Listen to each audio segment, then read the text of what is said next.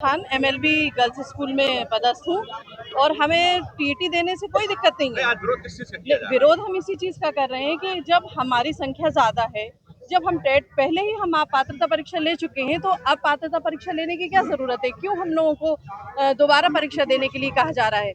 क्या डॉक्टर्स को दोबारा उनको नीट देने को कहा जा रहा है क्या? पहले नीट नहीं होता था, पीएमटी होता था, है ना? अब नीट होने लगा है, तो अब उनको भी दोबारा परीक्षा देना चाहिए।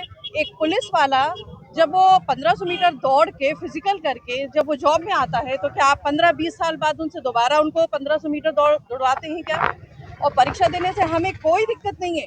आप हमारे सब्जेक्ट की परीक्षा लीजिए ना, हम एमएससी और पीएचडी करके आए हुए हैं जॉब में। और अब आप जो हमें इतने साल हो गए, 25-30 साल हो गए, हमें आपने 10th 12th तक आपने हमें सीमित कर रखा हुआ है। अब आप हमसे चाह रहे हो कि हम अपने सब्जेक्ट के साथ साथ हम हिंदी की कैसे दे सकते हैं?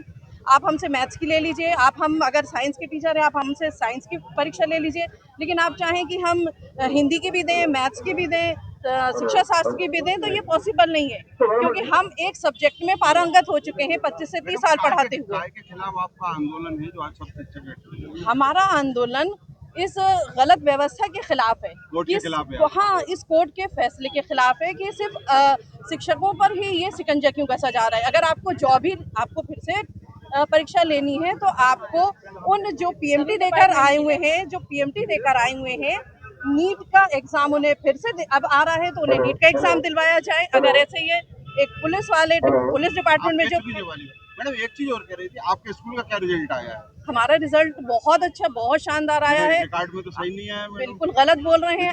नहीं, आप अगर मैं 9th की बात करूं तो हमारे यहाँ ऑलरेडी अभी 10th और 12th का रिजल्ट नहीं आया है। अभी 10th और 12th का रिजल्ट तो आने दीजिए।